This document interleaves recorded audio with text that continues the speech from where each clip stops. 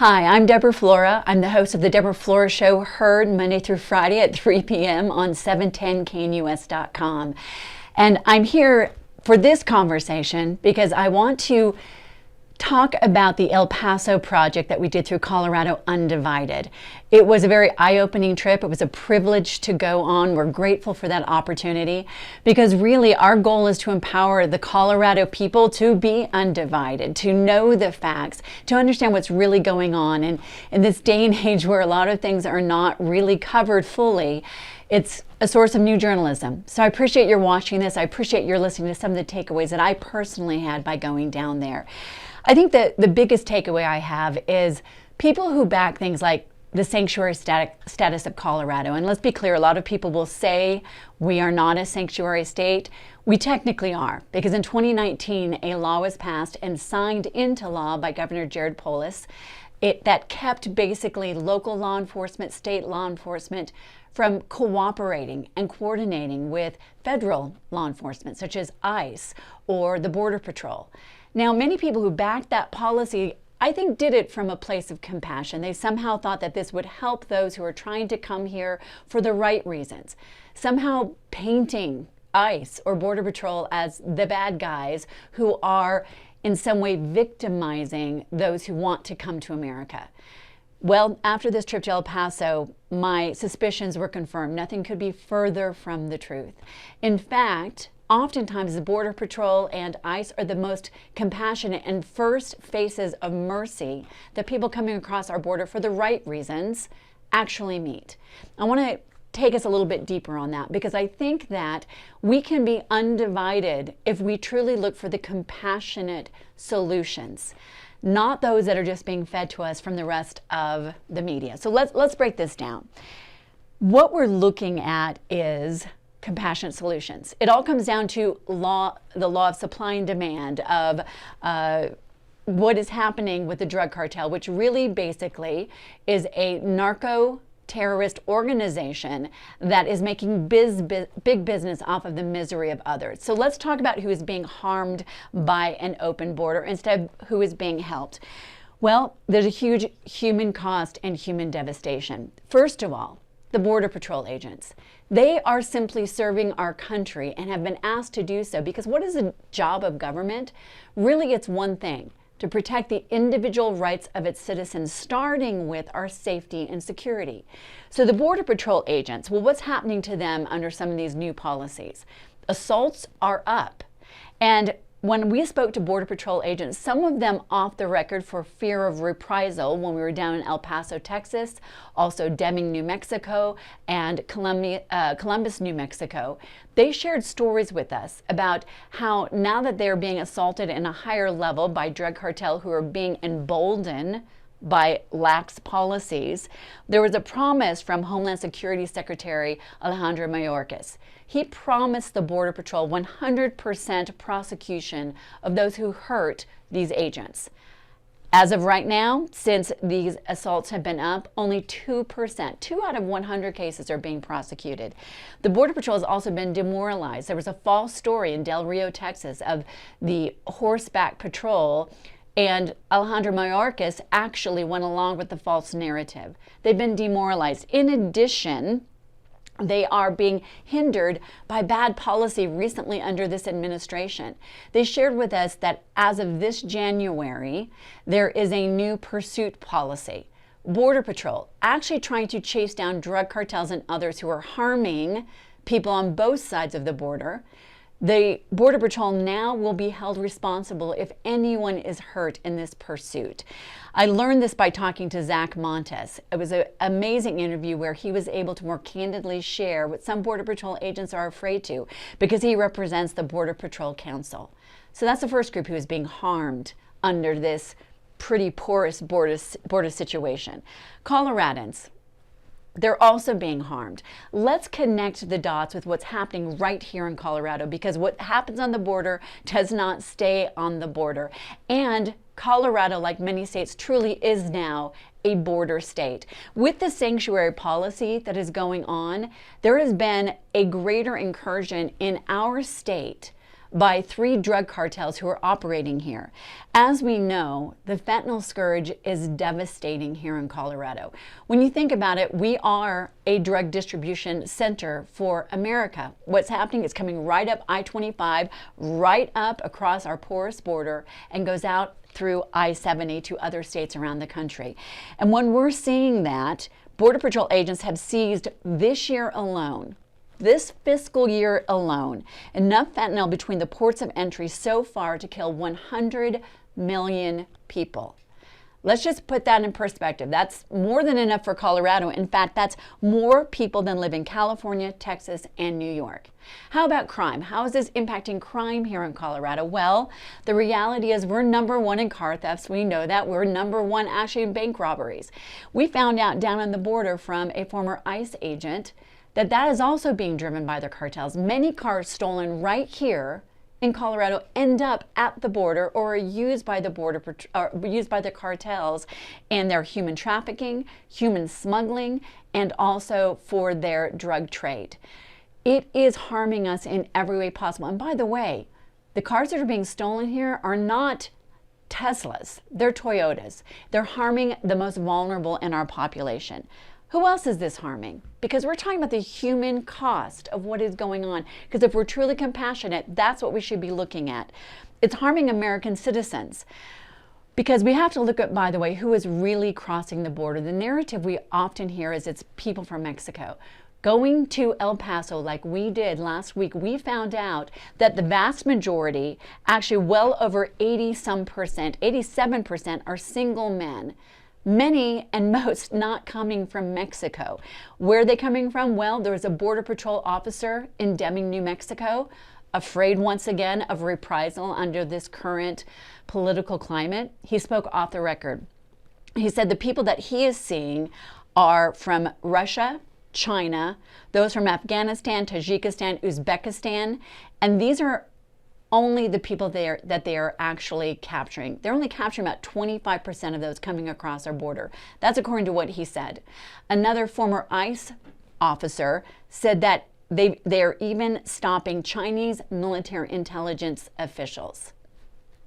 That is devastating to the American people. One of the things that was told to us by a Border Patrol agent really sticks with me. He said, if you overwhelm any system, it will break. Let's talk about some of the systems that are being overwhelmed and harming the American public. I heard one heart-rending story from a listener who called in, who talked about how there was a rural hospital in Arizona that has been so overwhelmed by all of the people coming over the border, being trafficked and smuggled, that it finally had to shut its door. One of his friends had a heart attack, an American citizen. Could not go to that local hospital because he was in a rural community. It shut down from being broken by being overwhelmed. He had to try to drive 90 minutes to get to the next hospital, and he didn't make it. He died on the side of the road of a heart attack. There's true human devastation happening. Now, how about the very people that an open border and a sanctuary status are supposed to help? Let's talk about that. I spoke with Nicole Roulet. She works at the rescue mission of El Paso. And she started talking about how their system was overwhelmed starting in 2022, where they did not have enough room for everyone, and people started sleeping on the floor, even in the chapel where I interviewed her. She told me stories. Those who are actually trying to come here for a better circumstance, who were lured by these broken policies. She told me stories of women and children having to cross rivers where they had to walk across bodies. They literally walked across the bodies that were flooding these rivers south of the border. She talked about those who were kidnapped and ransomed and then demanding more money from the coyotes. She told me a story of a mother who was basically told by the drug cartel, I'll get you and your 3-year-old daughter to the border, but you're going to be strapped on the top of a train. It got so cold that there were many times she looked over and had to revive her 3-year-old child who she thought had died. She talked about the children who would finally arrive at the rescue mission that were no longer children because they'd seen their mothers raped. They had seen their fathers murdered. They're being drawn here by a bad policy that's being exploited by the drug cartels. And what do the drug cartels call those that they traffic, that they smuggle, many of whom they leave to die in the desert? They call them chickens, and they call those that they use to get them across the border chicken herders. Everything about this situation is dehumanizing. It's dehumanizing to those dying of fentanyl in our streets here in Colorado. It's dehumanizing to those who want to come here for a better situation, who would be better served coming legally through our borders, not trafficked by the drug cartel. It's dehumanizing, by the way, to the unaccompanied minors. One Border Patrol agent, once again, because he was afraid of reprisal, told us off the record that he was heartsick because under the more recent policies under President Biden, the surge has created such a huge number of unaccompanied minors that they no longer process them correctly. In fact, the goal is to get them out as quickly as possible. And what have they done? They've completely lessened the requirements by which they process them. What does that mean? That many times adults who come to take these children on our side of the border are not required to have any documentation proving they have a connection with these children. In fact, most of these minors, this Border Patrol agent told me, are now lost. No one knows where they are, and it is pretty much his suspicion that they are now either in forced labor, slavery, or the sex trade. Talk about demoralization and dehumanization of those who are working to keep our border safe and to help those who want to come here for the right reasons. So we need to talk about what are the real compassionate solutions, because that's what a Colorado Undivided is about. We can stand together on the real solutions that actually treat everyone involved on every side of this equation with respect and dignity. Well, the first thing is to end the sanctuary status, because the Border Patrol and ICE agents shared with us, they see a surge on our border every single time there is a policy change in Washington, D.C. that lures them here with false promises. Why were there 20,000 Haitians stuck under a bridge with no place to go? Because they were told that, as President Biden said, America is open, come on over. That creates this problem. And who exploits it? Who benefits? The drug cartels, because they prey on the desperation of those trying to come here. Who else benefits, by the way? Banks in Guatemala, who are lying to their own people, giving them loans of $18,000 to pay the drug cartels, telling them, oh, when you get to the United States, there'll be work for you and you can pay it off. And if they can't, the very properties that are used to be the collateral for these mortgages, usually, a relative's farm, then are taken in as collateral. Banks are prospering south of the border. The drug cartels are prospering south of the border. Just follow the money. So that's the first thing. We're going to end the incentives. And then we have to realize who's benefiting from this. The cartels have expanded their control of Mexico to approximately 65%, according to one Border Patrol agent. They're making $6 billion a year just on human trafficking and human smuggling, basically on the desperation of people trying to come here. Now, what do we need to do? Secure the border. That has become something that has been so politicized in a partisan manner. I spoke with one woman, Irene Armendariz Jackson, and she took me to a place where she talked about the tale of two walls. The wall under President Trump was referred to in racist terms, that somehow it was racist because it was stopping people coming from Mexico. Right next to it, by the way, is another wall that Irene showed me. Her husband, by the way, is former Border Patrol, that was built in 1994 called Operation Hold the Line. It was built by a Democrat to stop the crime that was plaguing the people right on our side of the border. And guess who voted for that first wall in 1994? Hillary Clinton, Barack Obama, and Joe Biden. They all backed it. This should not be partisan. This should be something where we realize this is the best for every single person. I want to tell you the story of Dolores Chacon. She is someone whose family came over in 1910, started one of the very first boroughs of El Paso. They actually call it Chihuahuita because everyone came from Chihuahua, Mexico to live there. Her home, which is now in the historic registry, was basically a place where she could not even take her daughter to school, because when she would come out, there would be drug cartel on top of her cars, under her cars, on her roof, in the back room, and there was nothing that anyone would do about it. When the newer wall was put up that met the 1994 wall, she called it her freedom fence. I sat in her beautiful backyard patio area with this fence, the newer one, that is not racist by her, by any means that she would look at, or those who live in El Paso. She calls it her freedom fence because it gave her freedom back. It gave her her rights back as an American citizen, someone who is from Mexico and understands why it is so important. So, and the incentives, such as the sanctuary status. Secure the border. That is one of the solutions as well. And by the way, one of the things that was pointed out is when Joe Biden finally came to visit, 2 years into his presidency, 2 years into an incredible surge of people coming over the border, an incredible surge of fentanyl pouring over our border. When he finally came, it was actually in front of the wall that was put there by the previous administration.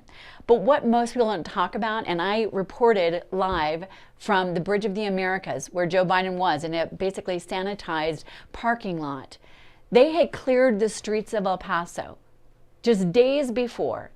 Firefighters, police officers, people who are really expected to serve us in a different way were asked to scrub the streets, and felt pretty much like it was a slap in the face to clear that up so the people of America and the world did not see what was actually happening. And right on the other side of that freedom fence, as Dolores calls it, there were hundreds of tents in Juarez, Mexico, that were also cleared out. That's why we went to the border. So people could know the truth, understand what is really happening, and then talk about the compassionate solutions. The final thing we need to do is treat the cartels for what they are.